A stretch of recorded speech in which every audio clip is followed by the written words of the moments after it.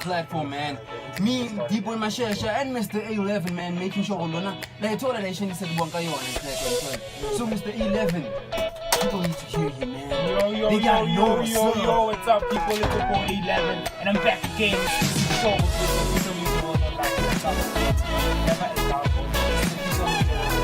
Tune in, my favorite brand out with Seal and never jump us. And don't put on social media. Make sure you can interact with us, man. Facebook, it's official media, most places.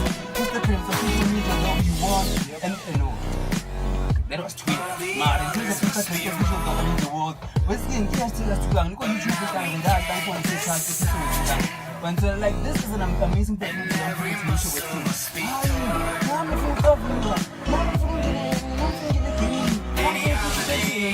And I'm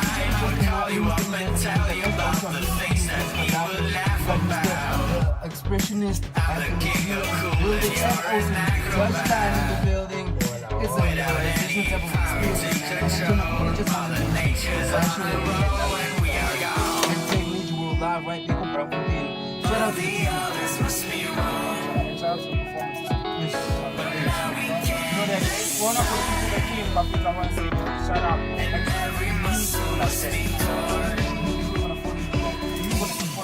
Who wants to say goodbye?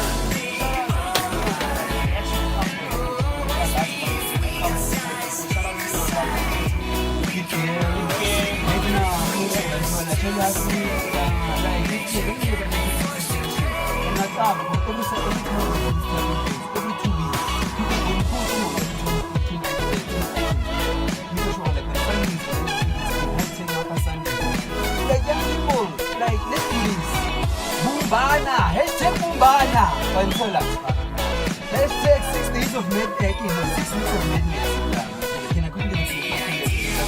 I started thinking about this like the next 6 weeks. This is the so if not the new resolution, even if the high kill them right now. I can't even change it. Like you responsible. You're probably responsible for the next 6 weeks.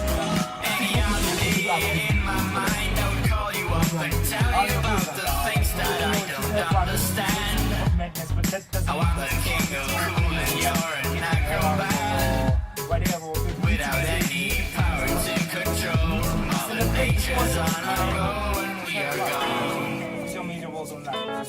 Don't forget to follow me on Instagram, it's 11know. And Facebook, it's 11know. Twitter, it's 11know.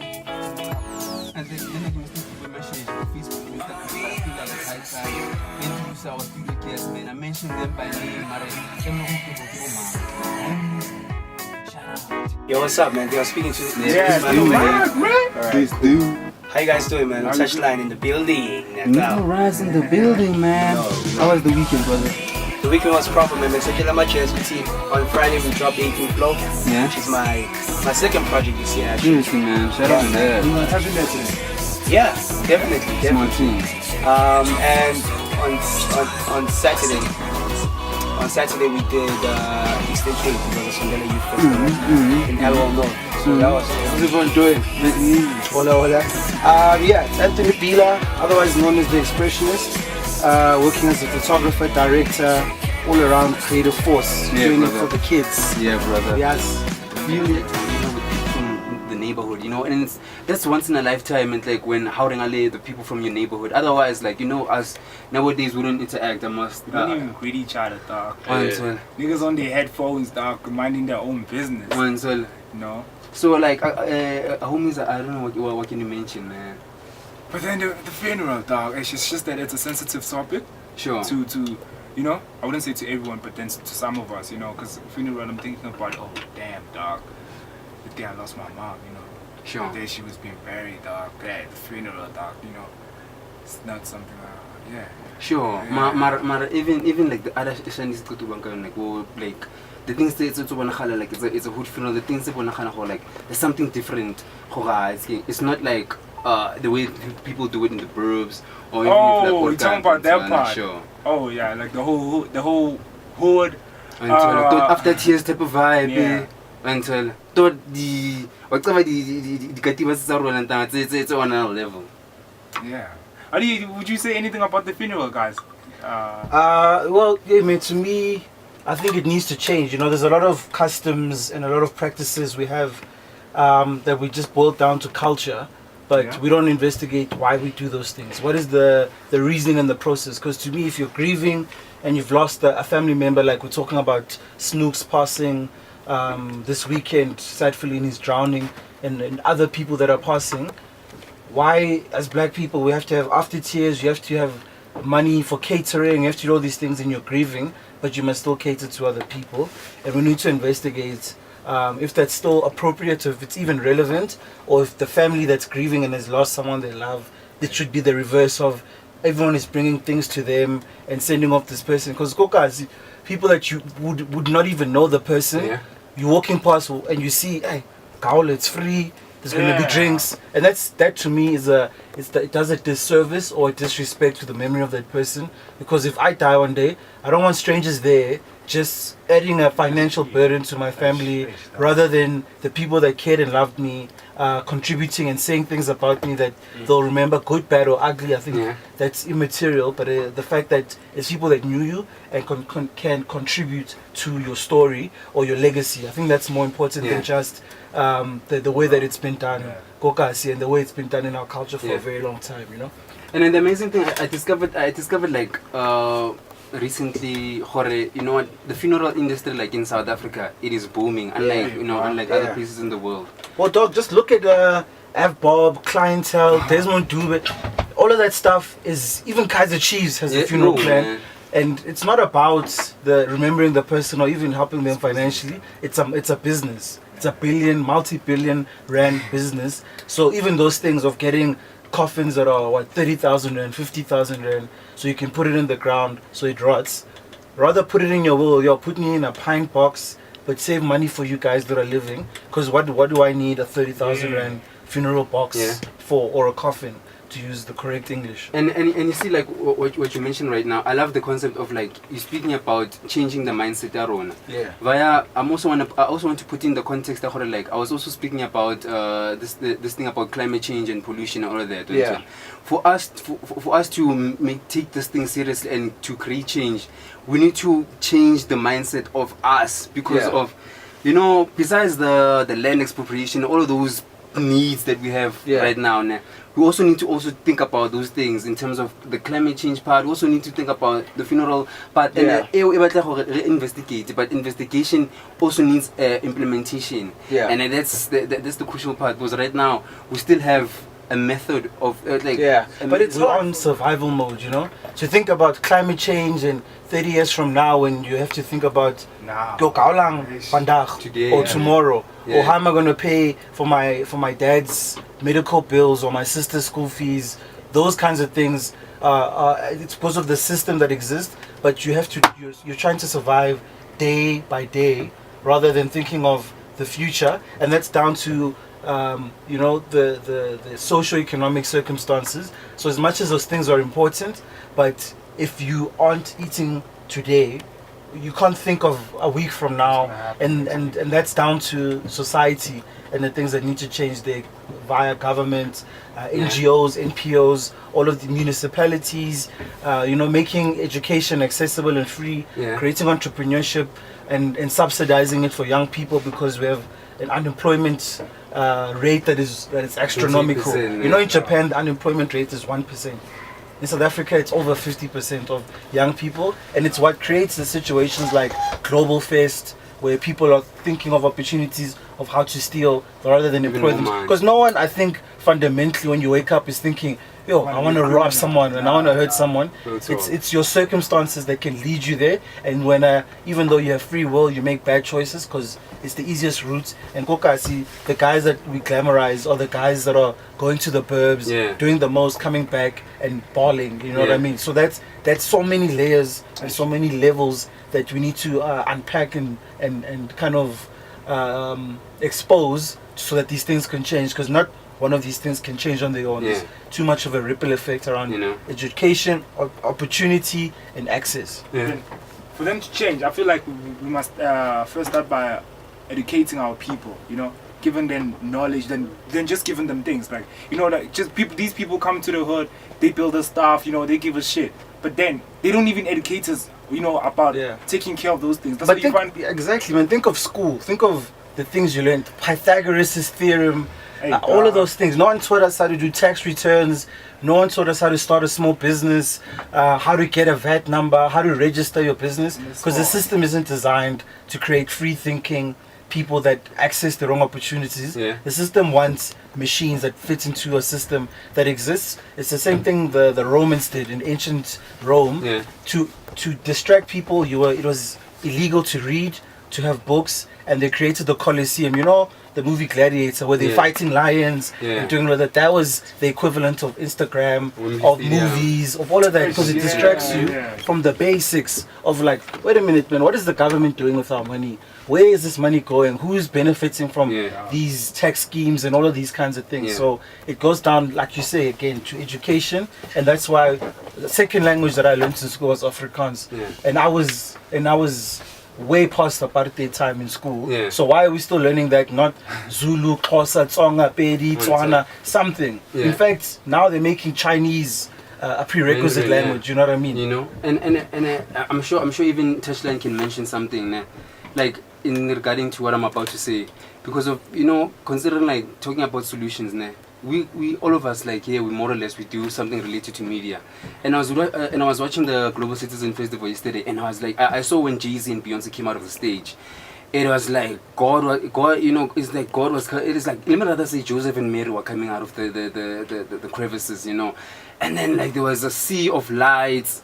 And I can understand such a big influence they have on society as black people.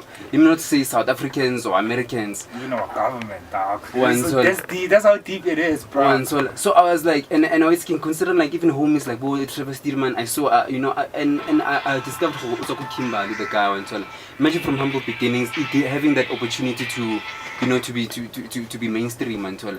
So with such a huge following, don't you feel us as people in media, people have such an influence on people? You know, the change in ourselves first before government, because government is like, it's fighting their own battles. Park Town.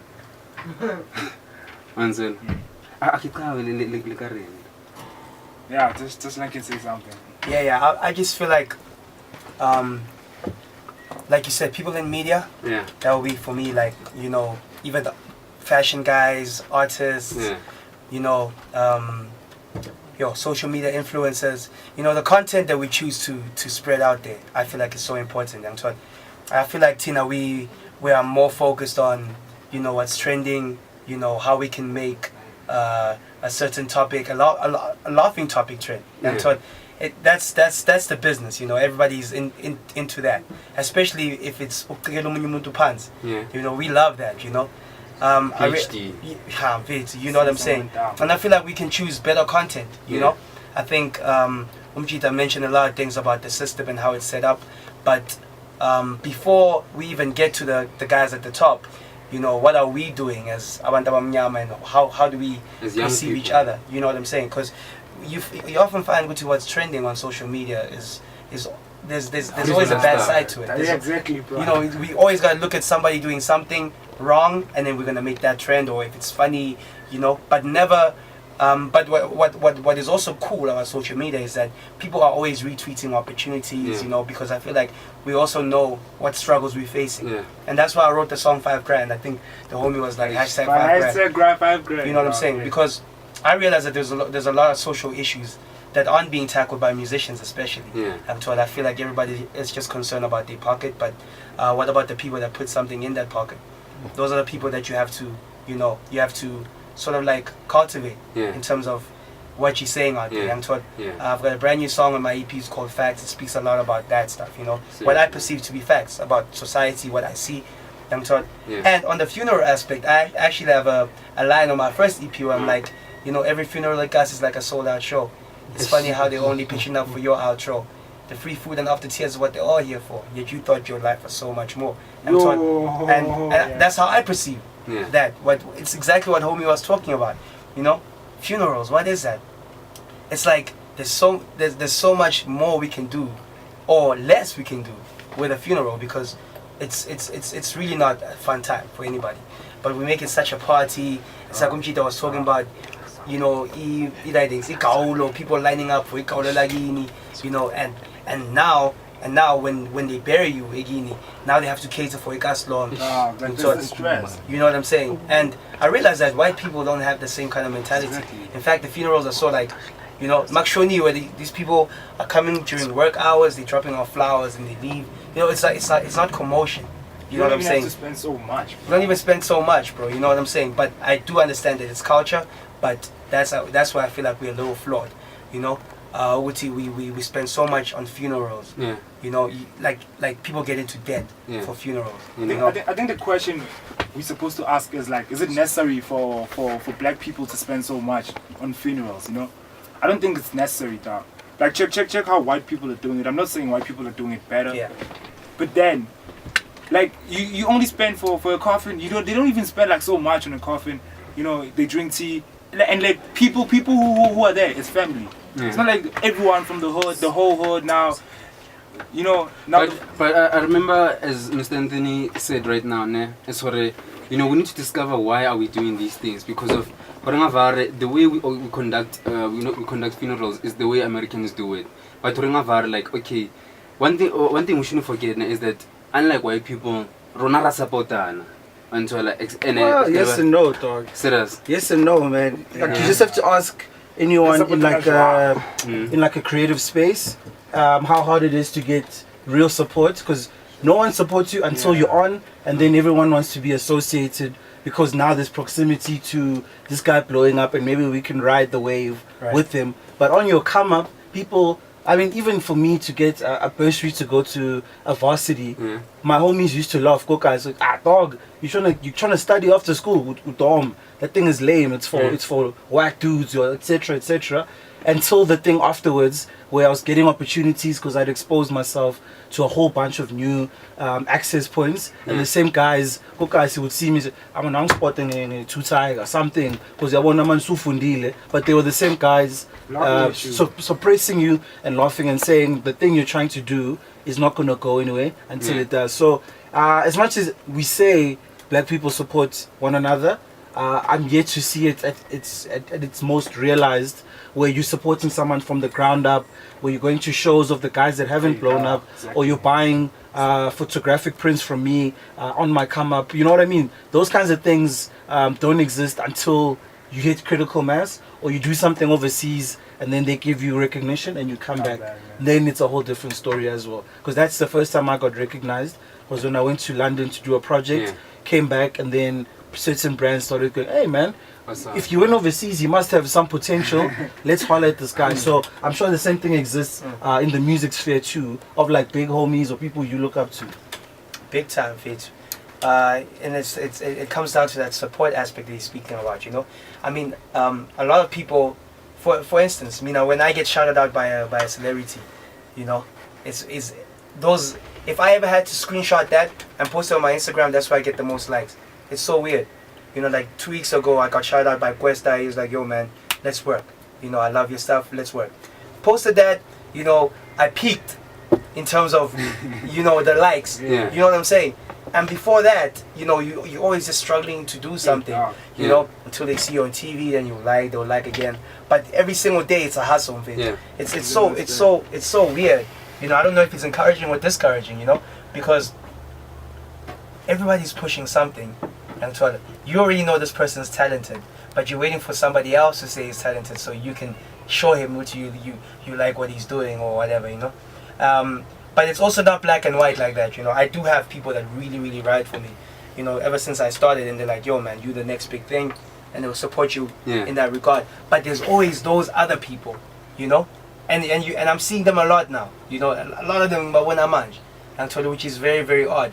So I think I agree with Nomchita when he says, Guti, as a Wataki, we don't really have that culture of support that. So that's why we'd rather buy from Ingamla before buy from Yaotekas.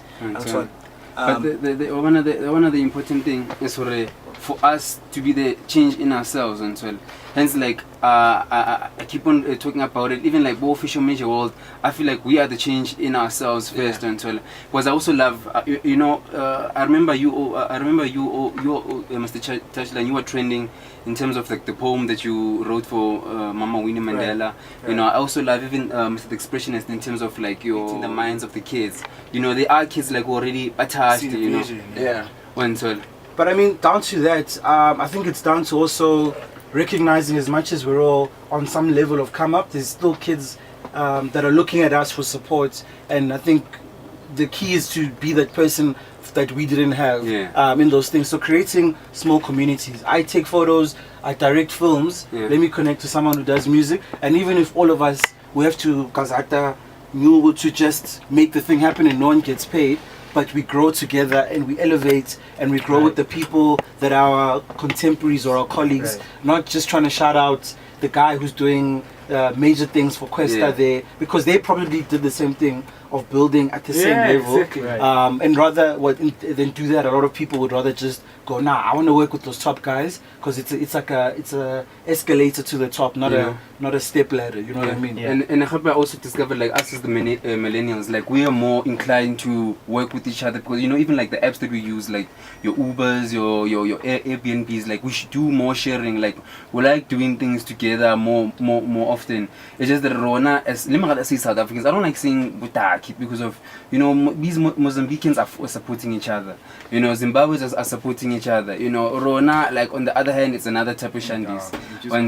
So for one of Rona, it's just that, like, this past 24 years, like, we've been wasting this opportunity that we've been having.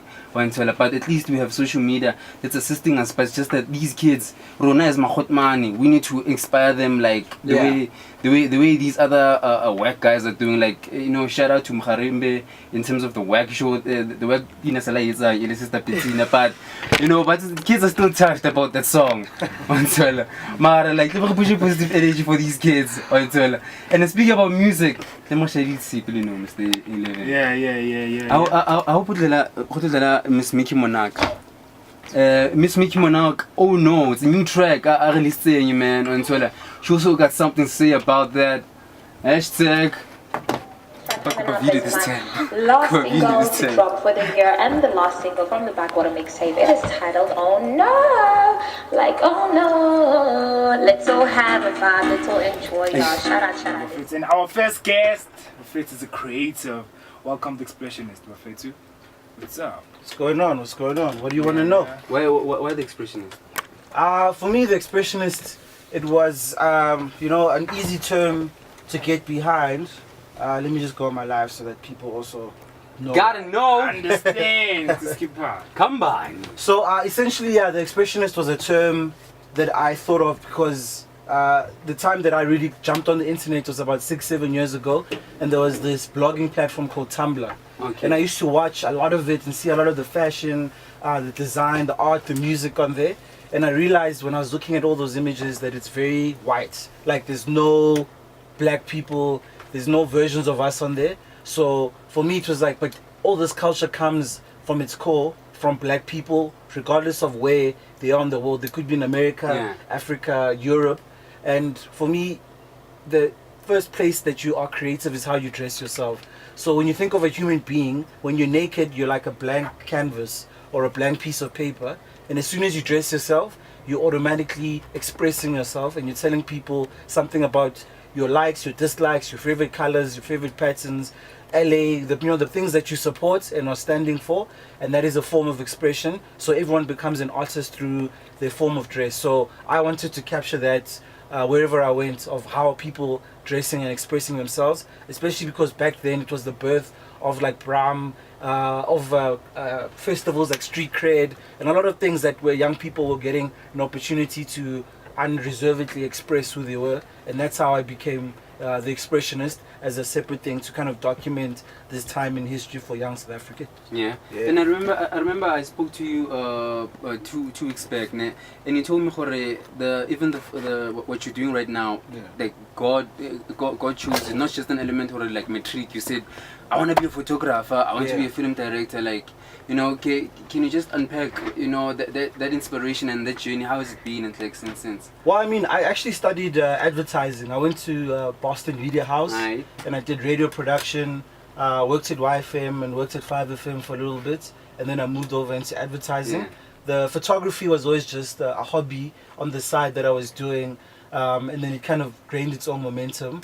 Because my first creative outlet was drawing. So drawing is basically like taking a very slow photograph, and then I discovered photography and how I could capture things and describe them a lot quicker. And then as I was doing the photography on the side on weekends, leave days, sick days, you know, stealing opportunities, and then those opportunities started to rival my full-time job in advertising. And then I took the leap after saving for months, making sure I had like backup salary if I wasn't getting gigs. And then one day I just had to take the leap because I was feeling too limited and claustrophobic in the industry that I was in, that it wasn't opening up as much as I would like to for black people and for young people. So that's how I got to the point of doing photography, and then that's evolved now and also into film directing. Yeah. I saw Trevor Steelman on the cover of the GQ magazine. Like, I really love how visual artists nowadays, you guys are on the limelight. You know, it's not like before. You know, it was maybe the celeb, it was the musician. But now, look, I think that's good and bad because the people behind the scenes are the ones that are often responsible. Beyonce doesn't look like Beyonce on her own. She has a stylist, she has an art director, she has a makeup artist. There's a team that makes it possible for her to be who she is. She has a manager, you know, there's an actual team. So I think sometimes it misrepresents reality because a lot of young people are thinking, yo, I want to be as dope as Beyonce or as Ricky Rick, and we think they just got there on pure talent. And as talented as they might be, we don't know their background, the privilege that they come from, what high schools they went to. It didn't just happen overnight. Like Ricky is dope, talented musician, but he also had opportunities growing up that gave him access, the access we were talking about. And there's nothing wrong with that, but it makes it very clear that if you're coming from Okasi and you have nothing as a backup and you're good at engineering, don't just say, I'm going to pursue my dreams like my favorite musician and hope for the best, because the likelihood is that you're not going to make it, or you might, but it's a dice roll versus creating an opportunity for yourself to have as many skill sets and opportunities to maybe have a full-time job and then do the side thing, which is what I did, because not everyone can just pursue that dream without any kind of backup towards what they want to do, because you're going to find yourself unemployed without any resources, without any money. You know, just to touch on what you said, you know, I think like it discourages a lot of people, you know, because a lot of people would say, you know what, I want my quality of music, let me talk about music, to sound like AKA, you know. But then you work so hard, you combine whatever you can combine with your team, and then you manage to drop or record whatever you can record, you know. But then just because of your quality is not as AKA, now you feel discouraged. You feel like, nah, my shit's not gonna be played on radio. Oh, that's what they tell you, and not thinking, good, you know what, AKA, he's where he is. Like, there are people behind AKA, you know. Like, you can never be, we can't expect AKA's quality on you when you're not even signed under AKA's records, you know. So I feel like, people should, you know, should educate their upcomings, you know, good to actually, like, there's people behind us, you know. Which is why it's important for the people in the background sometimes to be at the forefront. But I think there's a time and a place for it, because the reason I do what I do is not to be the superstar myself. And I think sometimes if that's done overtly or too much, those people end up taking the limelight from the people that should be rightfully the superstars, the musicians. Because my job is to make them look as good as possible and to tell stories. What creators do is tell stories, and even what we were saying when the music was playing now is that I'm happy to collaborate with people and we connect and tell stories that bring light to a message, and he's the biggest conduit for that versus me as a photographer, because music, for example, because that's the topic, is a universal language that crosses barrier. There's even people who there's white people who don't understand Nkalagata, what he's saying, But you But feel it. go to end of year function, it's going up because music connects people in a way that these other mediums sometimes struggle to. And can I quickly just add on this regarding to know about funeral and so I'm sure Mr. Touchline can mention something. Like I want us to have a funeral and like for procrastination, man. And so like because we're speaking about working hard, you Have know. it next week. And Bury that shit. Procrastinating. Now you procrastinating. take that one, like, and so because you know, like, have you guys ever like battled with like procrastination and like how did you guys deal with it?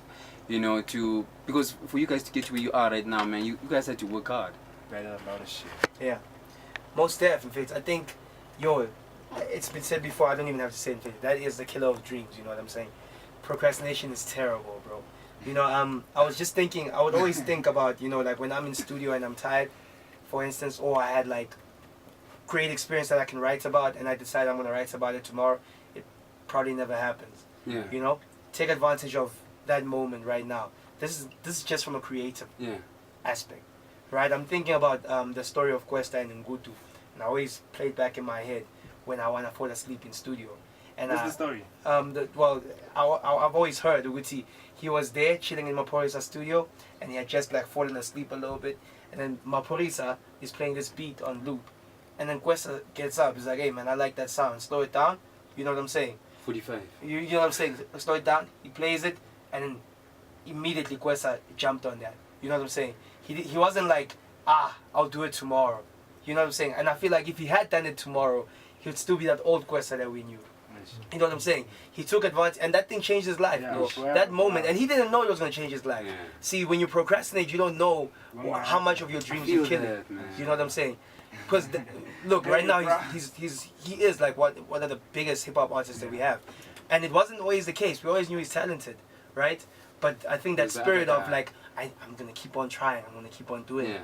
Yeah. If you procrastinate today in Fetu, you got something else that you have to do tomorrow, and you're gonna forget about it until at that moment. You know what I'm saying? Yeah. So And that's then, what I like, believe. And you missed the touchline, man. Like, when your story, where does it begin? Like, I heard are you from Tembisa original level? Yeah. And then like your upbringing, like in terms of what the things that you went through in your when you were growing up, man. How did it create the touchline that we know and we hear today?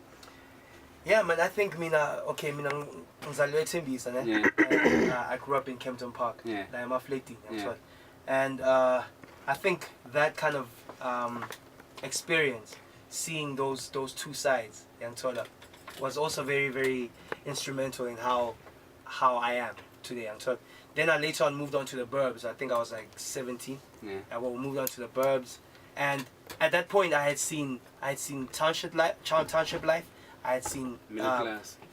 I had seen Iraidings, which is the city. Then I had seen the burbs, and that has shaped me in terms of how I write stories, because now I know how to relate to more people. Yeah. You know what I'm saying?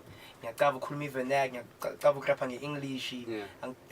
and I feel like many of the people that I was around, even in the burbs, their roots started at Gas. So that's what made me when I speak my message, it should really relate to our Gas, because our roots are really Gas. From there. You know what I'm saying? But yeah, my upbringing at KM Domfetu was pretty simple. Eish. Because I went to a white primary school. Yeah. Then I switched high school. I went to a place called Nockham High. I think you know it. Yeah. You know what I'm saying? And it was completely different. Now where you found 5 black people in a white school, now you find 5 white people in a black school. And you as a kid are supposed to relate in the same way. So I had to learn English here, because like in Afrikaans schools you don't know English. It's a second language. Meaning you're learning maths, science, everything in Afrikaans. Yeah. You know what I'm saying? Yeah. So that switch also, and I switched completely here because